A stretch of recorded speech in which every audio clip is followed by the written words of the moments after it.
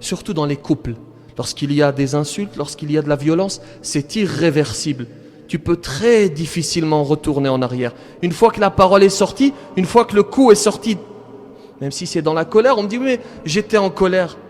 Évidemment que tu étais en colère. Vous avez déjà vu quelqu'un qui nage dans le bonheur dire une insulte ou frapper? Évidemment que c'est dans la colère. Mais il faut apprendre à se maîtriser. Regardez cet enfant qui se met très souvent en colère. Très colérique. Et le père cherche une solution. Et à un moment donné, il trouve, il réfléchit, puis il se dit, voilà peut-être la solution. Il donne à cet enfant un sac plein de clous. Il lui dit, vois-tu le jardin, le mur dans le jardin, à chaque fois que tu te mettras en colère, tu vas planter un clou sur ce mur. Et effectivement, c'est ce qu'il va faire. À chaque fois qu'il se met en colère, il va dans le jardin et il plante un clou.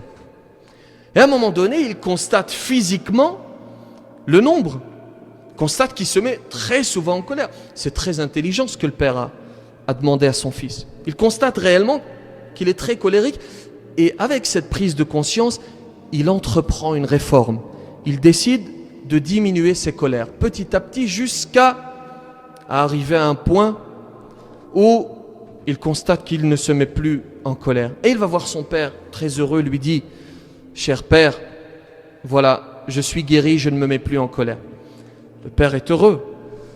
Et il lui dit alors, dans ce cas, va retirer tous les clous. Et effectivement, il repart dans le jardin, et puis il retire les clous, un à un.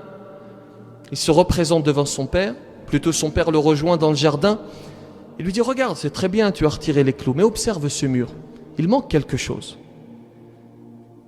Le mur est criblé de trous, des orifices partout sur le mur. Il lui dit, voilà.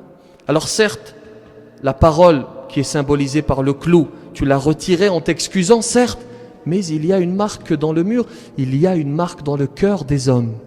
Lorsque vous dites quelque chose, c'est peut-être irréversible. Tu laisses une marque peut-être indélébile dans le cœur des hommes, surtout dans les couples. Il y a un proverbe arabe qui dit « Tu es le maître des paroles que tu n'as pas prononcées et tu deviens esclave des paroles que tu laisses échapper. » Qu'Allah subhanahu wa ta'ala nous accorde de maîtriser nos colères.